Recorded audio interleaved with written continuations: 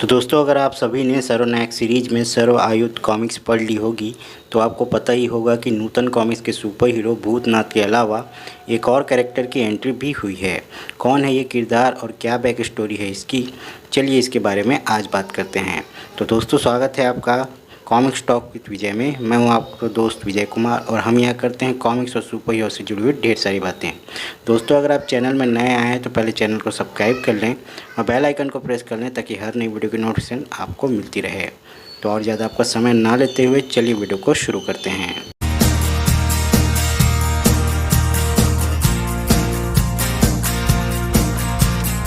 तो दोस्तों, जब से सर्व आयुध कॉमिक्स में यह किरदार अपीयर हुआ है तब से कॉमिक्स फैन के बीच यह हाइप बनी हुई है। लोग जानना चाहते हैं कि आखिर ये किरदार कौन है। ऐसे में हमारे एंटी कॉपीकैट स्पेशलिस्ट विजय सेट्टी जी के द्वारा यह ज्ञात हुआ कि यह किरदार नूतन चित्रकथा का ही एक super hero Raka the great है। जब हमें यह पता चला कि यह नूतन चित्रकथा से है तो हमने अपनी खोज शुरू की। इसमें नूतन चित्रकथा की लिस्ट में हमने राका सीरीज का नाम सर्च किया तो राका सीरीज की केवल 2 ही कॉमिक्स हमें दिखाई दी। पहला राका द ग्रेट और दूसरा प्रलय दूत राका, और इनमें से केवल एक ही कॉमिक्स राका द ग्रेट हमें मिल पाई, जिसके आधार पर हम इसकी स्टोरी को डिफाइन करेंगे। तो दोस्तों, issue number 90 Raka the great comics के लेखक हैं आबिद रिजवी साहब और चित्रांकन किया है विष्णु और पवन जी ने। स्टोरी शुरू होती है शमराल की पहाड़ियों से। ये शमराल शकराल कुछ कन्फ्यूजन सा लगता है। वैसे तो ये एक फिक्शनल यानी कि काल्पनिक जगह है, लेकिन यह कई जगह पर इसका नाम यूज़ हुआ है। लेखक चाहते तो कई कुछ और भी नाम रख सकते थे, लेकिन पता नहीं क्यों काफ़ी लेखकों को यही नाम बार बार यूज़ होते हैं। जैसे कि जैक्सन की कॉमिक्स में ऐसा यूज़ हुआ और जैकॉल की कॉमिक्स में यूज़ हुआ, ताऊ जी की कॉमिक्स में ये नाम यूज़ हुआ। ऐसे कई बार ये शकराल या शमराल सुनाई देता है। खैर, समराल घाटी की पहाड़ियों में लोगों का एक बड़ा हिस्सा बस्तियों में रहा करता था और वह पहाड़ियों में बसी एक शांत इलाका था। लेकिन कुछ समय से इस शांत क्षेत्र की शांति में मोंगा नाम के अपराधियों के गुंडों के द्वारा यहाँ की शांति भंग की जा रही थी।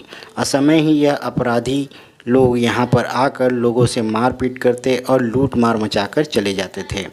ऐसे ही एक बार मोंगा के गुंडे बस्ती में आतंक मचा रहे होते हैं और एक बूढ़ी औरत ने राका को याद किया। अब आप कहेंगे राका कौन? वो जी अपना हीरो राका द ग्रेट। तो बूढ़ी औरत ने राका को सच्चे मन से याद किया और अचानक वहाँ पर एक लंबे चौड़े फौलादी शरीर का मालिक नज़र आता है। अपने सफ़ेद घोड़े पर बैठकर वह उस बूढ़ी औरत की मदद करने के लिए आ पहुँचता है। इसके बाद मोंगा के गुंडों की शामत आ जाती है। अच्छी तरीके से कुटाई के बाद राका उन्हें वापस भेज देता है, चेतावनी देकर कि घाटी में वह दोबारा नहीं आएंगे।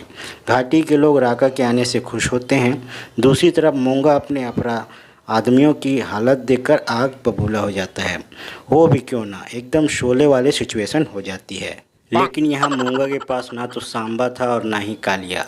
खैर, पर्सनल सेक्रेटरी के रूप में शेफर्ड नाम का एक आदमी था, जिसमें से उन्होंने बताया राका के बारे में उसको सारी जानकारी दी।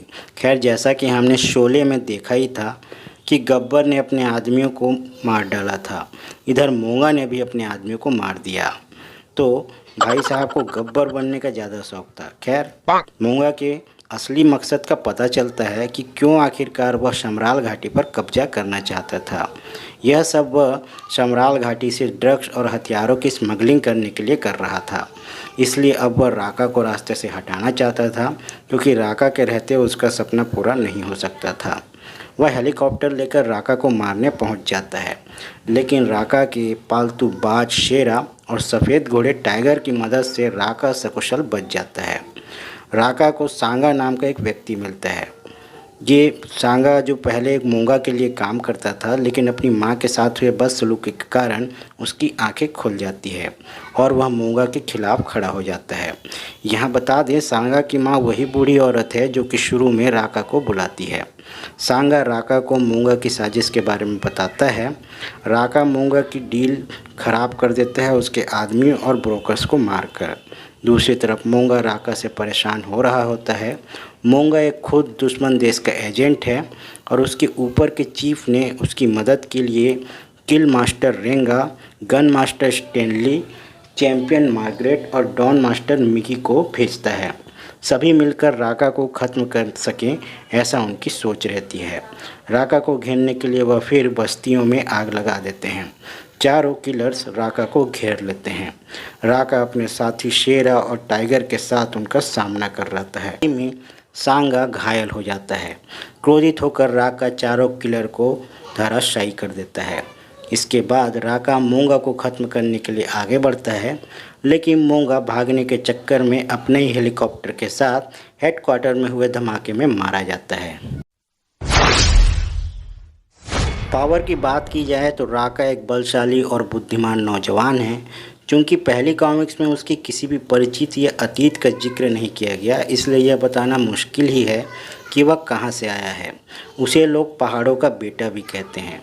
हथियार के नाम पर राका के पास एक धारदार खंजर, एक स्पेशल मशीन गन और एक स्वस्तिक बक्कल वाला बेल्ट भी है, जिसे वह एक्शन के समय सर पर बांधकर दुश्मनों को मारता था।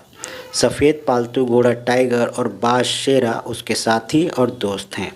राका हमेशा नकाब में होता है, इसलिए उसकी शक्ल किसी ने भी नहीं देखी थी।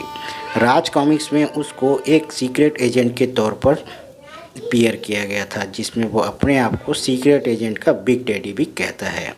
नूतन चित्रकथा के बंद होने के बाद लंबे समय के बाद जब राज कॉमिक्स ने नूतन चित्रकथा के राइट्स ले लिए, तो राका सर्व आयुध कॉमिक्स में नजर आया, जिसमें उसे सीक्रेट एजेंट और सुपर कमांडो ध्रुव का दोस्त बताया गया। तो दोस्तों, ये थी सीक्रेट एजेंट के big daddy Raka the great की ओरिजिन वीडियो। आई होप आपको ये वीडियो ज़रूर पसंद आई होगी। अगर आपको ये ज़रा से भी पसंद आती है तो इसे लाइक कमेंट के साथ शेयर करना ना भूलें, ताकि ऐसे ही और भी वीडियो हमारे लोगों तक पहुंच सके और उन्हें ये पता चले कि हाँ, राका द ग्रेट आखिरकार है कौन। तो दोस्तों, अगर आप हमारे चैनल में नए हैं तो पहले चैनल को सब्सक्राइब कर लें, बेल आइकन को प्रेस कर लें, ताकि हर नई वीडियो की नोटिफिकेशन आपको मिलती रहे। हम ऐसे कॉमिक्स और सुपर हीरो से जुड़े हुए कंटेंट लेकर आते रहते हैं। आप हमारे इंस्टाग्राम, फेसबुक और ट्विटर पेज पर भी जुड़ सकते हैं, हमें फॉलो कर सकते हैं। वहाँ पर भी हम ऐसे कॉमिक्स फैक्ट लेकर आते रहते हैं। वीडियो को पूरा देखने के लिए आपका बहुत बहुत धन्यवाद। मिलते हैं नेक्स्ट वीडियो में किसी नए टॉपिक के साथ। तब तक के लिए जय हिंद, जय भारत।